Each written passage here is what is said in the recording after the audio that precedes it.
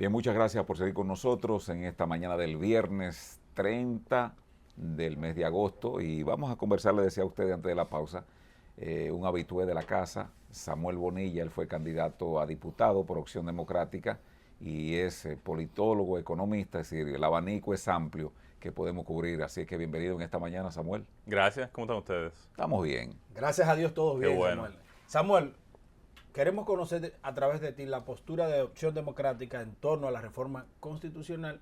Primero, saca el procurador del Consejo Nacional de la Magistratura y lo escoge el Consejo Nacional de la Magistratura. Saca 50 diputados, también unifica las elecciones, que son los 4 puntos fundamentales de esta reforma. Bueno, yo creo que la pregunta que tenemos que hacernos siempre, no solamente ahora en el contexto de las reformas constitucionales, ¿para qué hacemos política? O sea, yo creo que uno hace política para elevar la calidad de vida de la gente. Si yo saliera hoy con un micrófono a preguntarle a toda la gente en mi territorio, en cualquier parte de la República Dominicana, ¿qué te preocupa? ¿Qué va a decir la gente? ¿Qué creen ustedes que va a decir la gente? El costo de la vida, Sí. la inseguridad, Pollo a 100. pollo a Los 100, apagones. los apagones, el tapón. Entonces, ¿qué tiene que ver eso con la reforma constitucional? Lo primero es que el liderazgo político tiene la responsabilidad de imponer una agenda que esté vinculada a la necesidad de la gente. Entonces, desde el punto de vista de si responde o no a lo que la gente necesita y lo que la gente pide, la reforma constitucional es irrelevante. O sea, es más, el propio gobierno dice, queremos dejar de hablar de elecciones, pero los únicos que están hablando de temas electorales es el gobierno. Es además penoso que ellos dicen que tienen 3 años hablando de una reforma constitucional, pero cuando tú vas al fondo de los elementos que contiene esa propuesta, nadie sabe por qué lo proponen. Entonces vamos a comenzar con los elementos. Proponen una reducción del Congreso. Entonces tú dices, bueno, qué bueno que van a reducir el número de congresos. Sí, tenemos el segundo congreso más grande en América Latina relativo a nuestra población. Y sí, yo creo que amerita una reducción. Pero si la reforma solamente contempla la reducción del Congreso, esa reforma se queda corta porque no corrige el mal de fondo. ¿Cuál es el mal de fondo?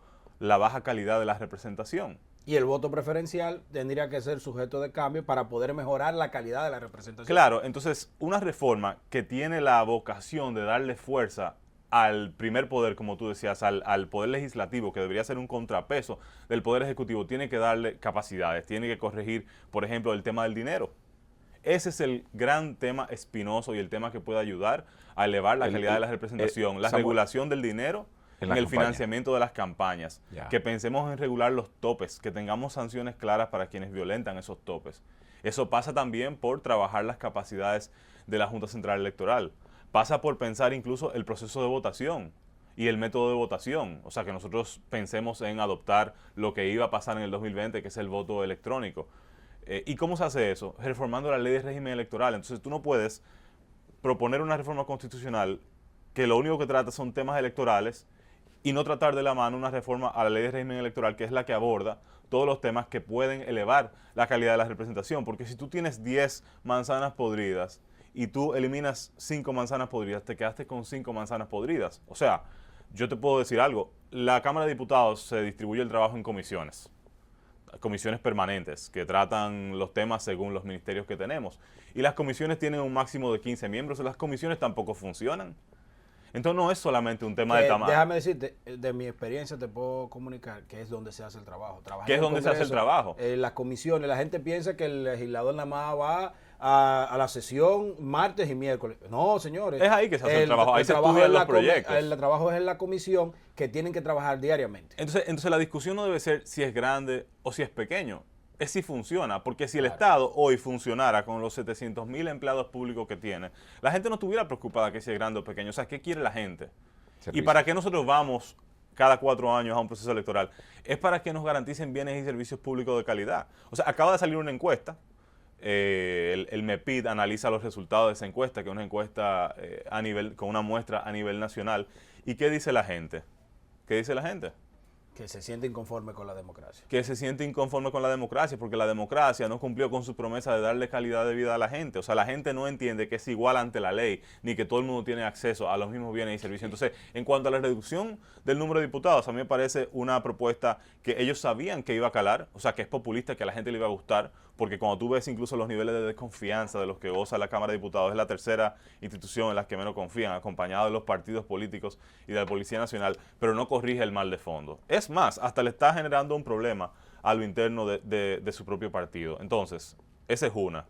La segunda, unificación de la... Digo, y déjame decir algo, perdón que dé un paso atrás. Ese discurso, esa narrativa de reducción no se da solamente con la Cámara de Diputados, porque hay ahora una conversación paralela instalada de querer reducir el Estado, de eliminar instituciones. Y de nuevo, yo creo que sí que hay instituciones que se pueden eliminar, pero tenemos que pensar bien en cuáles son los argumentos, en cuál es el interés de la reducción. Y pienso, por ejemplo, en el caso de la eliminación, de la fusión de los ministerios de educación, por ejemplo. Perdóname, Samuel, y decirle a ustedes que estamos conversando con Samuel Bonilla, fue candidato a diputado y además dirigente de Opción Democrática. Dentro, y antes de tú pasar a la otra parte, ¿no?, de las reformas que ha presentado, en la reforma electoral también se habla de ampliar la cantidad de diputados nacionales. Sí. ¿Cuál es tu visión al respecto? A mí me parece muy preocupante. Fíjate que la gran discusión en torno a este proceso electoral es que la gente se siente que su voto no cuenta. O sea, que los ciudadanos no tienen poder, que quienes tienen poder son los partidos políticos. Y lo decían por el método de conteo de votos, por el sistema de Hunt. ¿Y qué está haciendo esa propuesta? Esa propuesta está reduciendo el número de diputados, pero está ampliando la cantidad de diputados nacionales que tiene el Congreso. Para que la gente entienda, en el Congreso hay 3 tipos de diputados. Está el diputado territorial, por el que votamos todos nosotros. Está el diputado de ultramar, por el que votan los dominicanos de la diáspora. Y está el diputado nacional, por el que nadie vota, sino que se logra por acumulación de votos. Y es un diputado que designa un partido, es decir, que quien lo controla, por lo general, son las cúpulas de los partidos. Entonces, están reduciendo la cantidad de diputados territoriales por los que votamos todos nosotros y aumentando el número de diputados nacionales por el que no votamos. Entonces, de hecho, están debilitando, o sea, están quitándole al ciudadano su calidad de elector. O sea, le están dando más fuerza a los partidos en los que no confiamos porque no nos garantizan calidad de vida y le estamos quitando fuerza al ciudadano, que debería ser el protagonista de la política. Porque la política no tiene sentido sin la gente y por eso cada vez que me preguntan qué yo pienso de la reforma constitucional, yo digo, oye, Abinader debió hacerle caso a Peña Gómez cuando decía primero a la gente.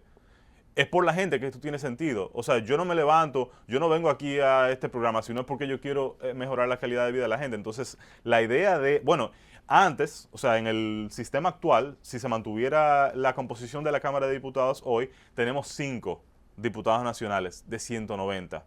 De lo que estamos hablando es de tener 20 de 137. O sea, fíjate la proporción. Es el 14, casi el 15% de los diputados que nosotros no controlamos. O sea, que tenemos un poder legislativo que se supone que representa, que no nos representa. De que la gente no va a votar por ellos directamente. O sea, ¿cómo va a ser que nosotros no elegimos quiénes están en el Congreso tomando decisiones por nosotros? En el Congreso se decide un país. O sea, la gente tiende a pensar en el Poder Ejecutivo como el poder que lo define todo, pero es el Congreso que define los controles de una sociedad. Aquí estamos hablando de una reforma constitucional, pero la reforma constitucional del 2010, la Constitución del 2010 ordena una cantidad de leyes que le daría mucha fuerza al Congreso en el mejor sentido, como la Ley de Control Político y Fiscalización, para darle sentido a las atribuciones del legislador, para que pueda hacer contrapeso del Poder Ejecutivo. No solamente al Congreso. Señores, está ahí la consulta popular, el referéndum, claro, el plebiscito. Son importantes iniciativas. La iniciativa de ley por voluntad ciudadana, o sea, en el cual la gente por acumular 200,000 firmas por un proyecto de ley X, la puede proponer y el Congreso tiene que acogerlo. Claro. Porque son mandatos de la Constitución. Entonces tú dices, vamos a unificar las elecciones. Yo me pregunto si las personas responsables de proponer eso participaron del proceso electoral. Es como que ellos nunca han contado votos en una mesa. El PRM en el 19 decía que había que separarla. ¿Recuerdas tú que la Constitución del 10 pues dio 6 años? Claro. Y luego entonces separó con unos meses. Entonces decía que había que volver a la etapa anterior de mitad de gobierno para medir. Están en los medios de comunicación. Entonces estamos frente a un partido en el poder que cambia de parecer y que toma decisiones en base a su conveniencia, no en base a una propuesta que tiene como propósito mejorar la calidad de vida de los dominicanos. ¿Por qué lo digo? Porque ya ese mismo partido de gobierno, con una mayoría legislativa, aún no fuera calificada en su momento, tuvo la posibilidad de reformar la ley de régimen electoral. Porque la ley de régimen electoral es de 2023. Y en esa ley no se modificó prácticamente nada. O sea, esos temas que hubiesen mejorado la calidad del Congreso, de la democracia, el sistema democrático, o sea, que hubiese acercado a la ciudadanía a los procesos políticos. Como información decir que en Latinoamérica solo Bolivia, y me parece que Paraguay, escoge presidente y legisladores juntos. Después, en todos los países. La mayoría de los países del mundo la tienen separadas. Y yo creo que nosotros tenemos que buscar la manera de que la gente se enamore de los procesos electorales, porque los procesos electorales son los momentos donde nosotros decidimos el país que queremos. Y no podemos permitir que pasen 4 años para nosotros corregir en el camino. Entonces, tú dices unificar elecciones. Tú le vas a agregar 2 niveles más de elección a un proceso sumamente complejo donde se cuenta a mano, donde en un solo día no somos capaces de generar un resultado. O sea, eso es una locura, eso evidencia una desconexión de lo que se vive en el proceso. La independencia del Ministerio Público. Sería unas megas elecciones, ¿no? Bueno, y yo creo que lo que busca es concentrar poder, como dicen en buen dominicano, eso es recoger en Foni 1. Viene lo del Ministerio Público que tú... Mira, lo del Ministerio Público para mí es quizás el elemento más interesante, o él es el elemento que yo rescato de esa propuesta, y creo que puede ser mejor incluso. Cosas buenas, yo creo que le quita el poder a una persona y lo pasa a un espacio colegiado, aunque ahora mismo la propuesta habla de que el presidente somete una propuesta. Una persona. Una persona. Yo creo que sería más interesante, pero siguiendo el mismo espíritu de la propuesta, que el presidente someta una terna a la Cámara de Diputados. O al Senado. A mí me gusta la Cámara de Diputados. Porque es más diversa.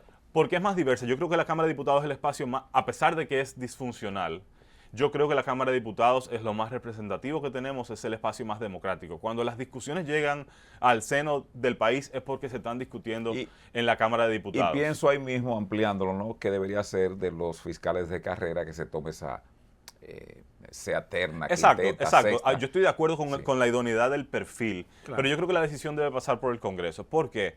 Porque eso permite integrar a la ciudadanía en el proceso de escogencia. Claro. Porque ¿qué tú haces? Tú dices, bueno, yo abro una vista pública. Aún ningún diputado opinara sobre los integrantes de la terna, porque ya están decididos porque le bajaron una línea del partido. Si yo, Samuel, como ciudadano, me presento en el Congreso y presento una objeción o promuevo a una figura, ya los diputados tienen que considerarlo. ¿Y qué pasa cada 4 años o cada 2 años? Y se encuentra algún documento que esa persona no esté, diríamos, moralmente avalada, bueno, pues ya tienen que descartarlo. Claro, y es más fácil castigar. ¿Por qué? Porque yo asocio la decisión que toman los diputados al próximo voto. Pero aquí hay un tema de claridad de responsabilidad. Una de las cosas con las que hay que romper, es una cultura muy lesiva en la política dominicana, es que en muchos de los espacios de toma de decisiones, tú solamente conoces la decisión, pero no sabes cómo votaron. Si elige ese procurador, esa procuradora, el Consejo Nacional de la Magistratura, tú vas a ver la decisión, pero tú no vas a saber quién votó cómo. En cambio, si son los diputados, nosotros vamos a conocer los votos de los diputados. Entonces, si yo no estoy conforme con la decisión que tomó el diputado o la diputada de mi circunscripción en un próximo proceso electoral, yo voy a castigar.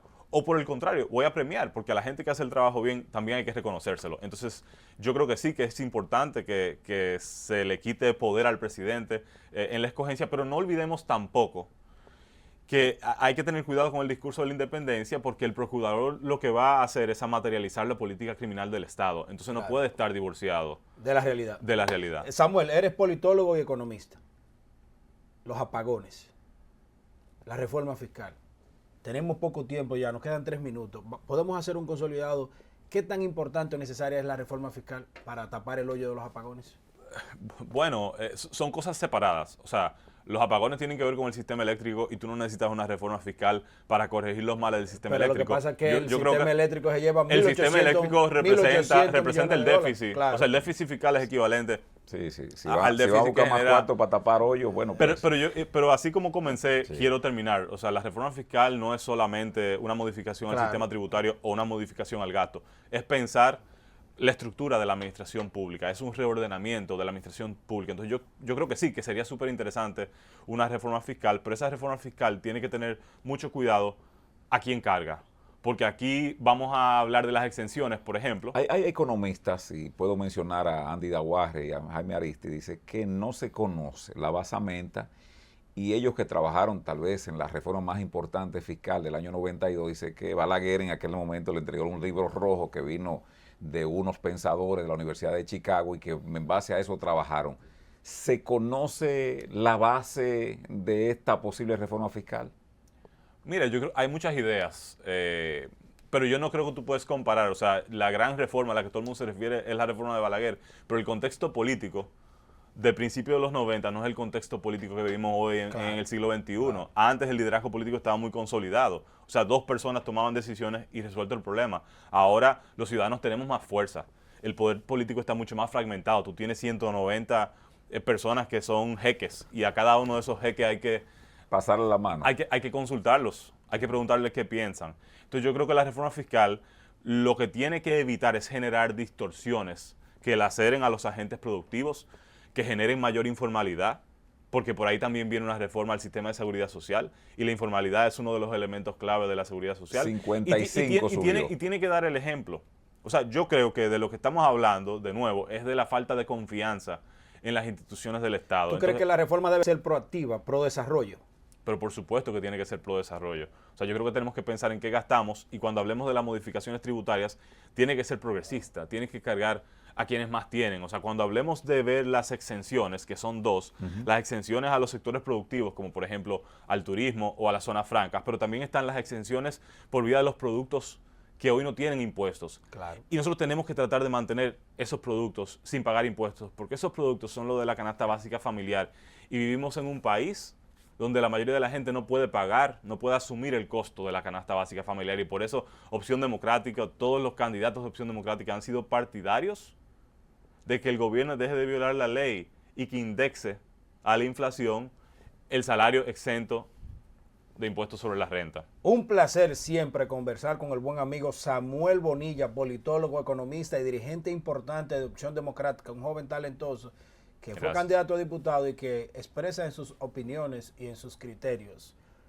posiciones que contribuyen al fortalecimiento de la República Dominicana. Samuel, gracias por estar con nosotros, unas posiciones claras en torno a la reforma constitucional y también sobre la reforma fiscal. Señores, ha sido todo por esta semana. Un placer haber estado esta semana completa con ustedes, sabiendo que ya es el último día de trabajo del mes de agosto. Bueno, y faltan decretos y el mes de agosto se va y hay gente todavía que está en lloriqueo porque no salen. Recuerden ustedes que el próximo lunes este canal estrena pues la serie del grupo Nietzsche a las 9 de la noche para los seguidores de la salsa. Ya ustedes saben que van a contar la historia este lunes 2 a partir de las 9 de la noche, así que fijito ahí en el 32.